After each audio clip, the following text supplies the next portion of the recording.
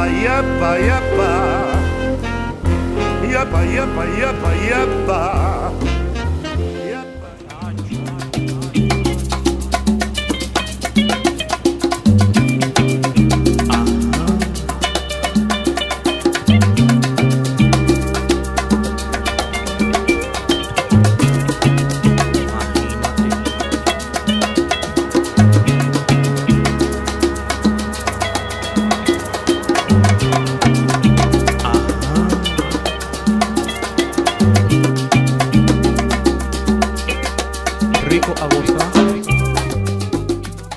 Yo veo el caso de Acción Democrática y COPEI, los dos partidos emblemáticos venezolanos tradicionales, no se adaptaron a los nuevos tiempos, no se modernizaron, no cambiaron sus estructuras, no le dieron paso a las nuevas generaciones, no se modernizaron y fueron a un agotamiento. Ese agotamiento provocó las circunstancias de ciertas corrupciones en sus gobiernos, que fueron justamente lo que aprovechó para llegar Chávez al poder. Chávez llega al poder producto justamente de ese deterioro y de una ansiedad de la sociedad, buscando nuevos tiempos, buscando nuevas estructuras y nuevas oportunidades. Se fueron cerrando esas oportunidades para los venezolanos. La clase media, que era el verdadero tejido y la fortaleza de Venezuela, fue disminuyendo poco a poco.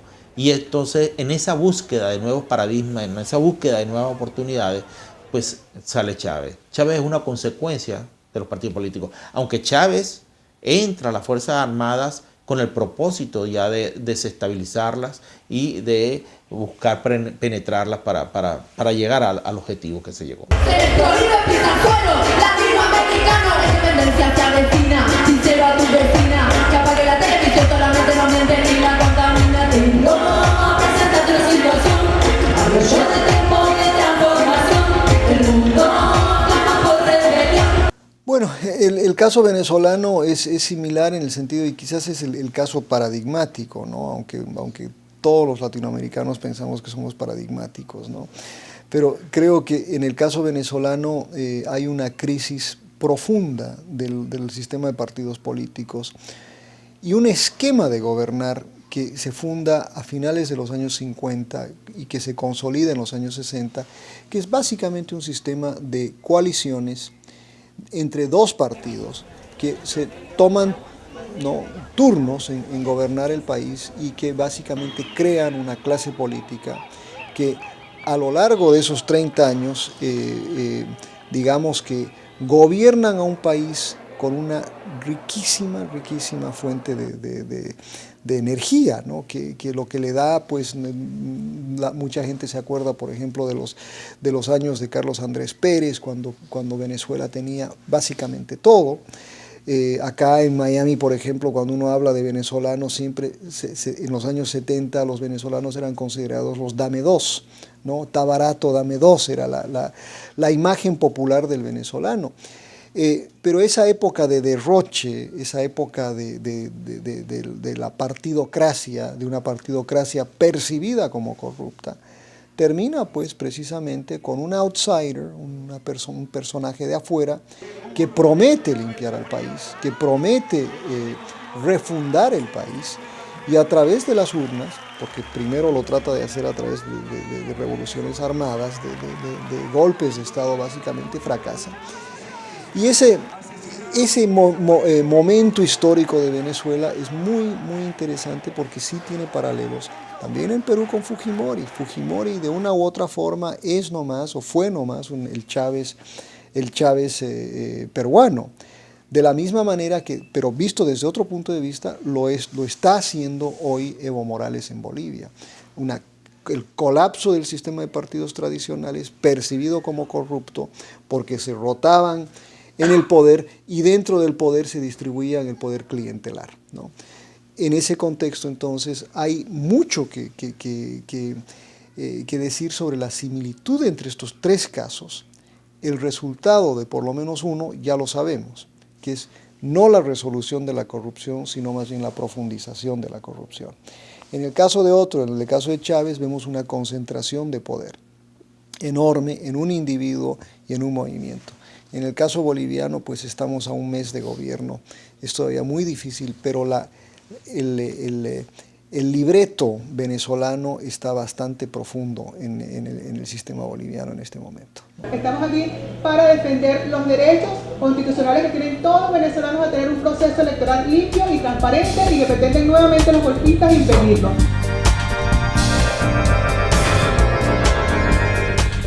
Problems of addiction, for some can be different people. El venezolano conoce mucho el sur de la Florida. He estado acá en las grandes bonanzas, por ejemplo, del gobierno de Carlos Andrés Pérez. Ya tenían aquí una infraestructura de apartamentos. Conoce muy bien el terreno. Lo que a mí me da la impresión es que ellos continúan buscando, algunos de ellos continúan buscando negocios que tienen que ver con Venezuela. Por ejemplo, hay un grupo de personas que están sacando provecho de la venta de petróleo por fuera del mercado. No sé cuánto legal sea eso o ilegal, digo yo, por fuera del ámbito de PDVSA, que es la compañía estatal, como intermediarios. Hay otros que tuvieron que salir por cuestiones políticas, y entonces uno encuentra toda la gama, desde uno de los personajes que participó en el golpe, saca fotocopias ahora en el centro de Miami. Él iba a ser el ministro de Justicia y ahora saca fiches de Julio Iglesias. Y hay gente que tiene mucho dinero y que está empezando aquí nuevas aventuras o inversiones en el campo de los negocios.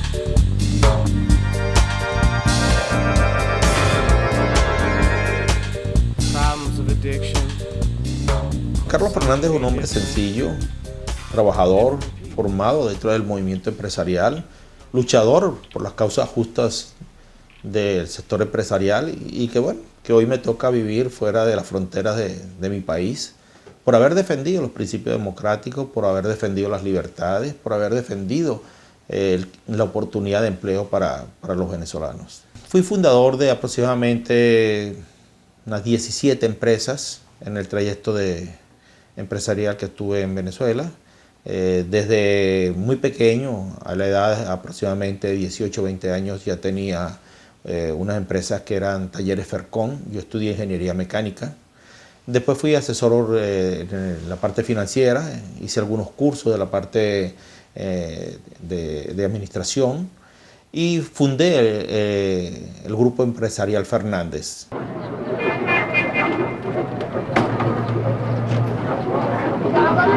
Ya es tiempo de reflexionar y vendrán nuevas situaciones y el país tiene que enrumbarse definitivamente hacia un destino mejor.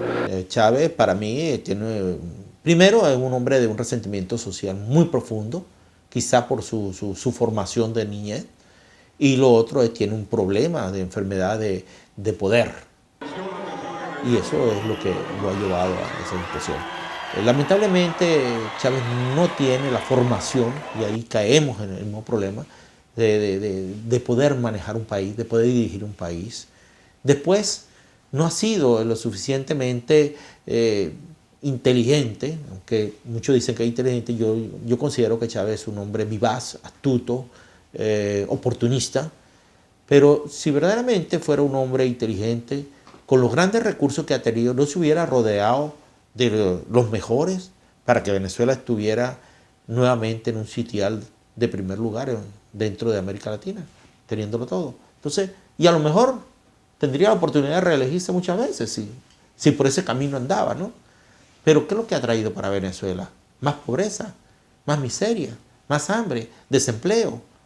Los servicios no sirven, la seguridad es un desastre. La gente se muere en los hospitales porque en los quirófanos no hay aire acondicionado.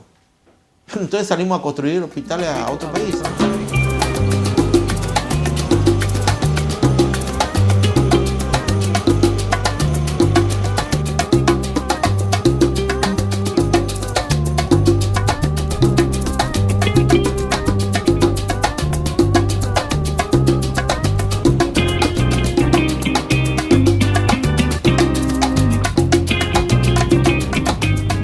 Julio me manda a llamar y yo acudí para hacer Miraflores y conversé con él.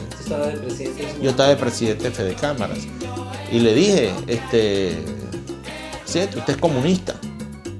Y él me dijo, no, Carlos, yo no soy comunista, yo soy de izquierda. Y dije, bueno, presidente, pero tenemos que aprender a convivir con nuestras diferencias en un mundo de libertad y en un mundo de democracia. Sí.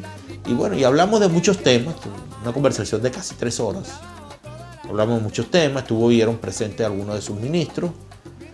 Y bueno, el día domingo dijo todo lo contrario de lo que habíamos conversado. Y le dije, bueno, lamentablemente, presidente, de nada valió pues el que nos sentáramos a conversar. Y bueno, ya se creó un distanciamiento y unas diferencias, las cuales nunca fueron superadas y nos llevó a la circunstancia de diciembre, donde el sector petrolero estaba pasando por una angustia muy fuerte, una persecución interna de PDVSA y todo. Bueno, y Gaviria nos pide presión para que el gobierno se siente en la mesa de negociación. Y se trata de un día de paro. Pero ese día de paro, cuando se anuncia el paro, al otro día se presenta el sector petrolero diciendo que ellos van a un paro indefinido. Entonces no nos quedó más remedio que apoyarlos. Pero lamentablemente el sector petrolero no tenía el control de la situación. Y eso fue cabalgando y cabalgando hasta que llegamos a febrero, cuando ya, bueno, de hecho yo me acuerdo de una de las declaraciones, le digo, bueno, mire, el país sigue, el país continúa, tenemos que trabajar porque está visto pues que no hay sensibilidad política por parte del jefe de Estado, entonces no podemos ahorcar al país. Vamos a trabajar y vamos a seguir en una resistencia en la búsqueda de elementos que permitan encontrar un camino de poder dirimir estas diferencias políticas que existen. ¿Qué buscaban con el paro? En el paro se buscaba primero aquel decreto o aquella ley en la cual salieron 10 leyes de la ley habilitante que verdaderamente ponían en peligro la propiedad privada, ponían en peligro la estabilidad de las empresas y eso requería que hubiera verdaderas modificaciones para lograr que hubiese un entendimiento. Bueno, Chávez no dio ninguna oportunidad de esa naturaleza y el sector petrolero que venía en una situación, como te digo, de persecución incontrolada, entonces se da esta situación. Y Gaviria, que había pedido una presión hacia el gobierno, porque no había manera de que se sentara. Todo era un día un juego y no se sentara en la mesa aquella de negociaciones que se creó para buscar de dirimir esa diferencia. Decía el científico Lavoisier, en la naturaleza nada se crea, nada se pierde, todo se transforma. El sacrificio de él se transformó en vida para nuestro pueblo. Un abrazo. Muy buenas noches. Muchísimas gracias.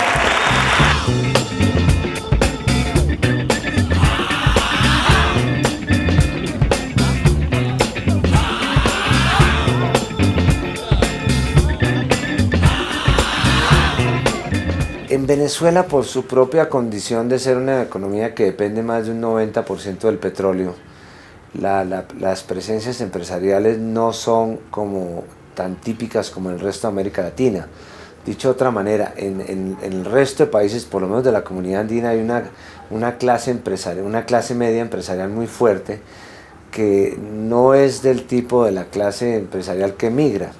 En Venezuela lo que se formaron fue una gran cantidad de estructuras, digamos, de concentración empresarial, grupos empresariales, algunos de ellos girando alrededor de la propia industria petrolera, y simple y sencillamente no había un arraigo allí. Cuando viene la situación de inestabilidad política que se conoce en Venezuela y que existe en otras partes de América Latina, pues lo que se produce es simple y sencillamente una reiteración, a mi juicio, de una práctica que llevaba muchos años, es que los grandes empresarios venezolanos no vivían en Venezuela.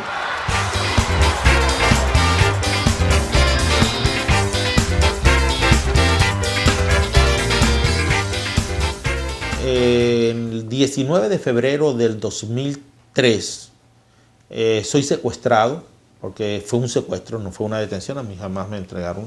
Fui secuestrado por unos 20 hombres no identificados, para mí cubanos, en mi propio vehículo, y después de cierta persecución de una patrulla de la policía de Chacao, fui entregado a la policía política, a la DC. Más nunca vi a esos personajes que me llevaron, que me secuestraron. En la cárcel estuve 4 días, 3 días y pico, 4 días me fue hasta el domingo, ¿no?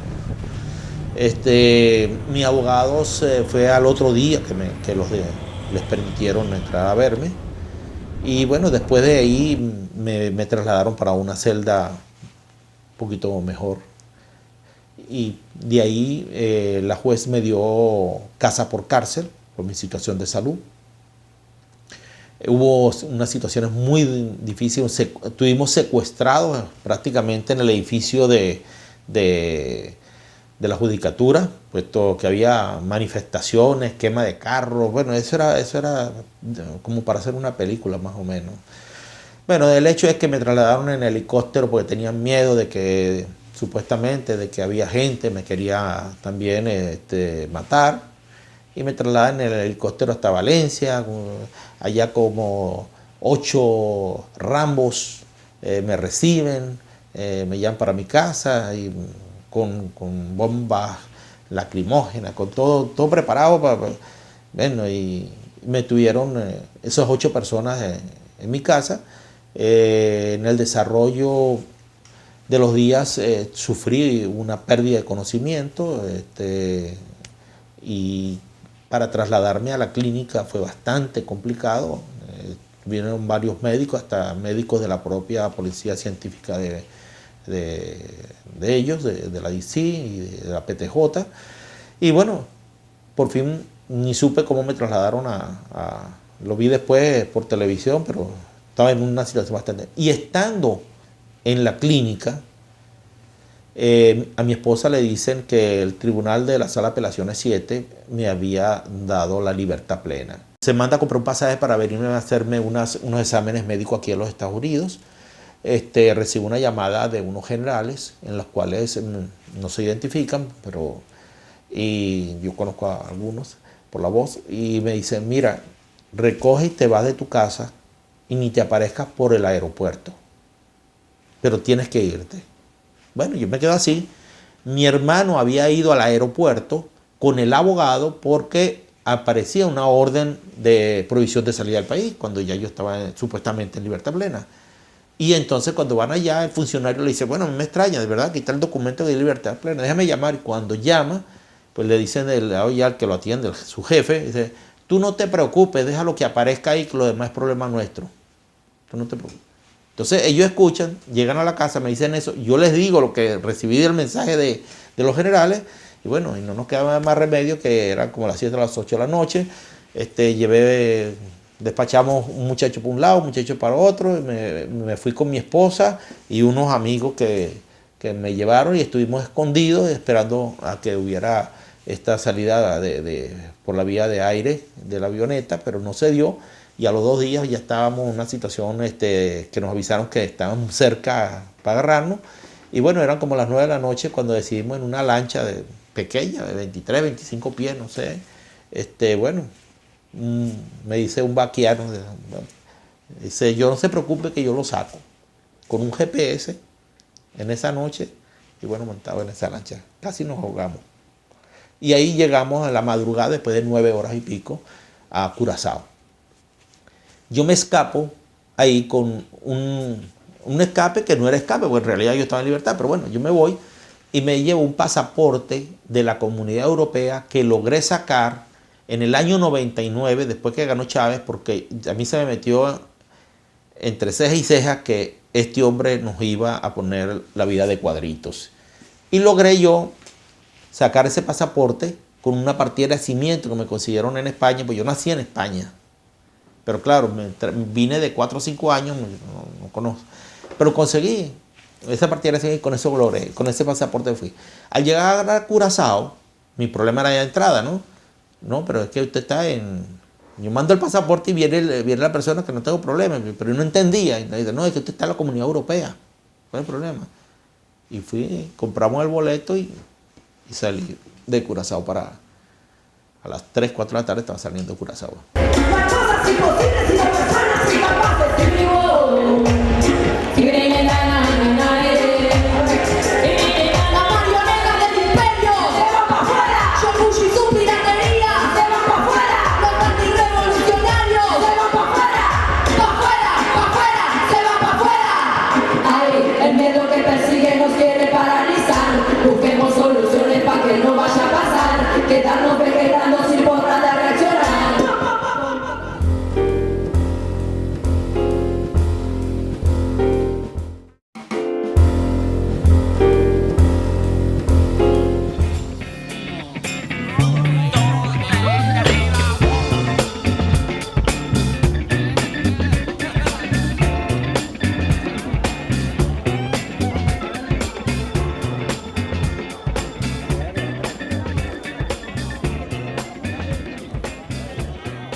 Los cargos que tengo ahorita.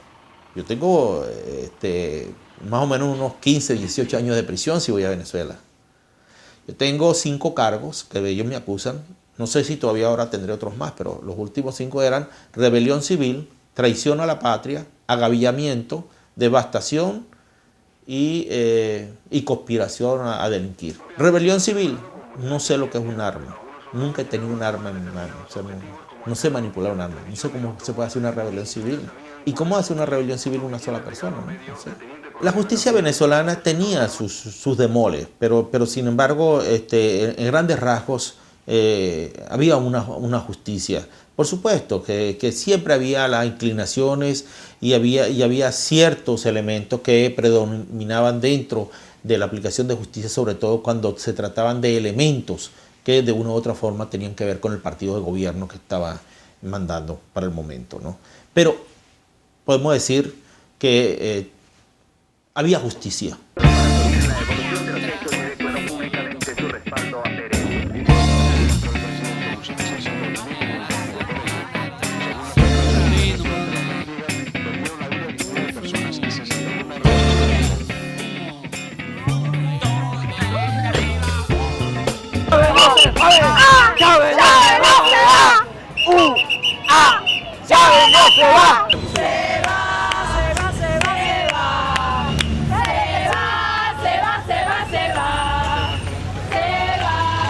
Lo que sí está claro para mí es que hay muchos en Venezuela que todavía creen que pueden convivir con Chávez. Pero también es cierto que gran parte de la empresa privada en Venezuela ha buscado un acomodo con el gobierno y que está funcionando y que hay gente que está ganando.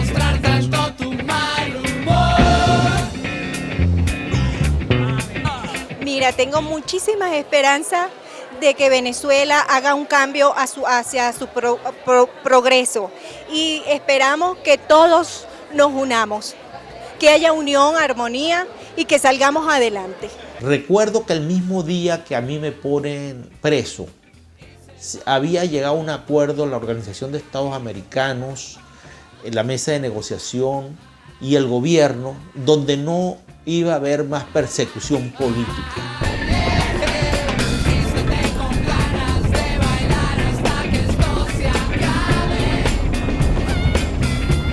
De una u otra forma, el gobierno de Chávez fue buscando y ubicando algunos activos que yo tenía y fueron no expropiándolos, sino invadiéndolos.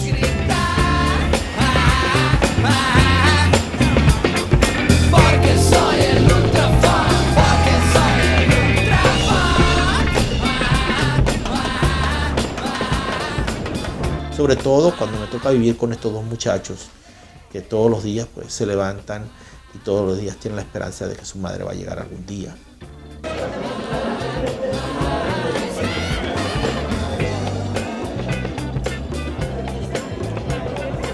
Yo creo que Venezuela no tenemos en estos momentos, tal y como está la situación, una salida por vía electoral. Ahora es cuando la persona tiene que decirle y decimos no a la violencia. Primeramente, en Venezuela nunca hubo referéndum revocatorio. Y los partidos fascistas en este país van a desaparecer. Tan sencillo como eso. La gran mayoría de las veces, sobre todo los comunicadores internacionales, nos veían a la oposición como que éramos los que no queríamos dar el brazo a torcer, como que éramos los malos de la partida, como que no queríamos dar oportunidad y que no queríamos dejar que el presidente pudiera pues desarrollar su trabajo.